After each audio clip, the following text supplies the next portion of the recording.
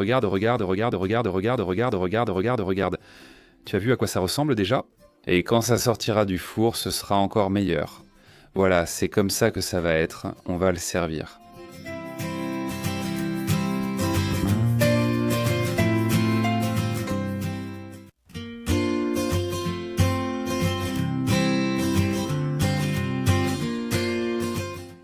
Et aujourd'hui, on a cette véritable merveille qui se prépare en un rien de temps. Je suis Pelayo et voici Saladolandia.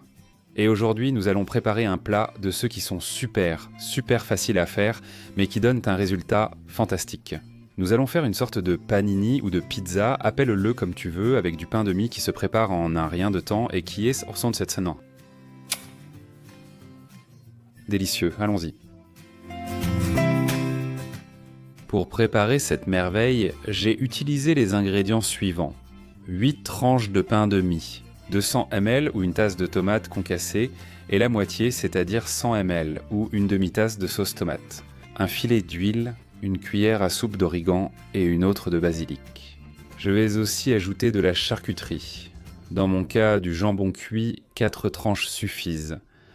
100 g ou un demi-paquet de fromage râpé, plus du sel à votre goût. Avec ça, d'un super plat et en un rien de temps,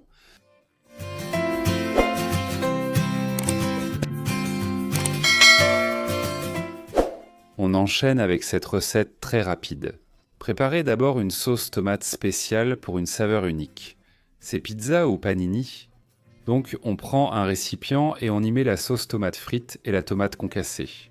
On va lui donner un peu plus de goût avec un peu d'origan, une cuillère à soupe à peu près, la même quantité de basilic et une pincée de sel. Ça, vous le faites selon votre goût. Si vous aimez quand c'est très salé, mettez-en beaucoup. Si vous préférez que ce soit peu salé, mettez-en peu. On va aussi ajouter un filet d'huile. Si c'est de l'huile d'olive et de bonne qualité, c'est encore mieux. Et on mélange bien. Tout simplement, pour que tout soit bien réparti. Et voilà, la sauce tomate est prête. Ensuite, elle cuira un peu au four et elle sera merveilleuse. C'était facile, non, cette étape? Eh bien voilà, c'est prêt. Regardez cette texture. On a déjà envie de la manger à la cuillère, non? Allez, on continue. Maintenant, on va préparer quelques petites choses. Tout d'abord, placez les tranches de pain de mie sur une grille recouverte de papier sulfurisé ou d'une feuille de silicone. La grille est évidemment adaptée au four parce qu'on va tout préparer directement ici. Aujourd'hui, on fait le strict minimum. On va disposer les tranches de façon à ce qu'elles ne se chevauchent pas, ne découpent pas, et voilà, bien serrées les unes à côté des autres. Ensuite, on va préparer la charcuterie, dans mon cas du jambon cuit. Ce qu'on fait, c'est couper des bandes, comme tu le vois ici, des bandes allongées. Et ensuite, je vais les tourner et les couper dans le sens transversal ou perpendiculaire. On va maintenant les retourner puis les couper en largeur. Comme ça, j'obtiens des petits morceaux plus faciles à répartir et mieux adaptés à ce type de produit. Donc la charcuterie bien hachée, je pense que comme ça, c'est parfait. Et maintenant, on va prendre la petite sauce magique qu'on avait préparée et la répartir sur toutes les tranches. Allez, 2 cuillères. C'est important cette autre étape. Avec le dos de la cuillère, étalez la sauce pour qu'elle couvre d'une couche relativement fine mais uniforme. Toute la tranche. Allez, on va mettre 2 cuillères sur chaque tranche. Allez. Et si tu fais attention. Pendant que je le fais, je profite du fait que le dessous de la cuillère est un peu arrondi. Pour rapprocher cette sauce que j'ai au centre vers les bords et ainsi lisser la surface. Dans ce cas, j'utilise cette sauce tomate que j'ai préparée. Écoute, ça prend 1 minute. Fais-le ainsi, c'est rapide et le résultat est excellent. Maintenant, si tu es encore plus paresseux et que tu veux mettre directement la tomate concassée, tu peux te le faire aussi. Elles auront bon goût. Non, pas avec cette touche de pizza, mais elles seront relativement bonnes. Mais je te dis déjà que je prends cette petite minute au début et je pense que ça en vaut vraiment la peine. En plus, j'adore la touche supplémentaire de basilic et d'origan, même si tu pourrais remplacer ces épices par d'autres qui te plaisent davantage. Toujours, ici, chacun profite selon ses goûts. Dans toutes les recettes de ce type de pizza, la clé réside dans la sauce qui sert de base. Dans ce cas, à base de tomates. Vous voyez qu'avec quelques petits du détail, on transforme une sauce tomate ordinaire en un vrai luxe. Donc c'est fondamental.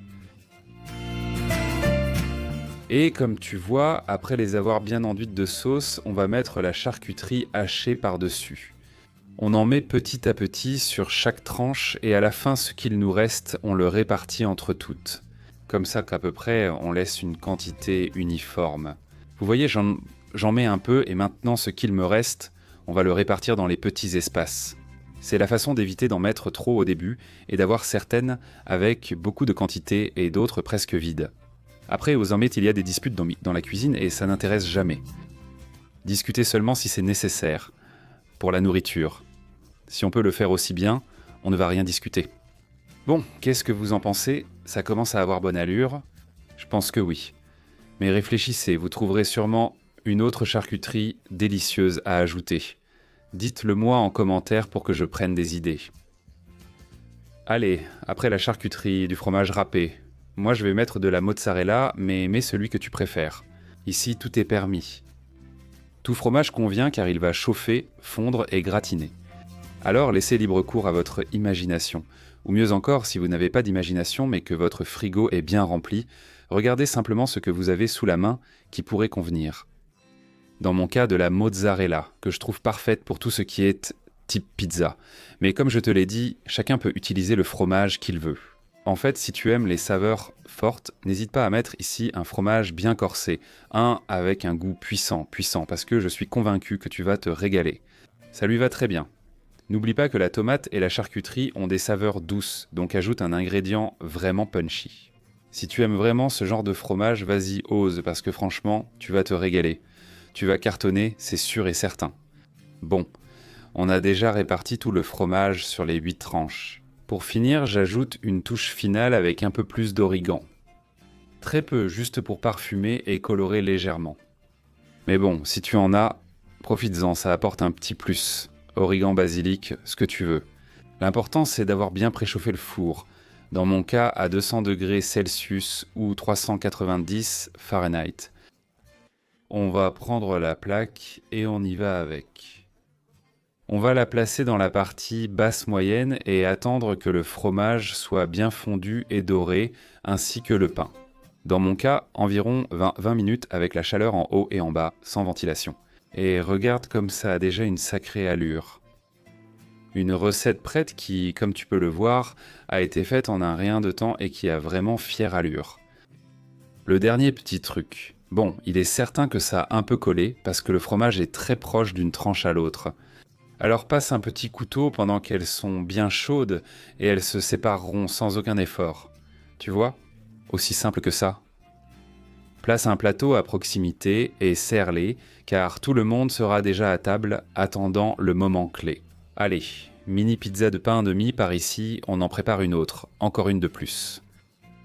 Tu vois, elles se servent super facilement, grâce au fait qu'elles sont sur un tapis en silicone. Si tu utilisais du bon papier cuisson, papier sulfurisé ou comme tu veux l'appeler, le résultat serait le même. Ça se décolle parfaitement. Allez, j'ai presque fini la plaque. Ça y est, ça a été une recette super simple, de celle qui te sauve quand tu es pressé. Mais regarde, quel résultat merveilleux. Ose les essayer un jour parce que c'est tellement facile que tu vas refaire ce plat plein de fois. Super facile et ça te sauve la mise. Alors lance-toi vraiment et, le plus important, profitant. Et nous sommes déjà presque à la fin de la vidéo, il me reste juste à te dire encore 2 petites choses. Regarde, normalement on le fait comme je l'ai faite, oignons et poivrons. Mais ici on est là pour profiter. Donc tu peux ajouter plus de petits légumes et tu le feras selon tes goûts personnels. Je suis sûr que tu as déjà une idée. Alors dis-moi en commentaire quel autre petit légume tu ajouterais. Et comme ça, moi, comme toujours, je prends des idées de vous. En attendant, tu peux voir cette merveille. Tu vois quel aspect incroyable. Ou cliquez ici pour t'abonner à la chaîne si ce n'est pas déjà fait.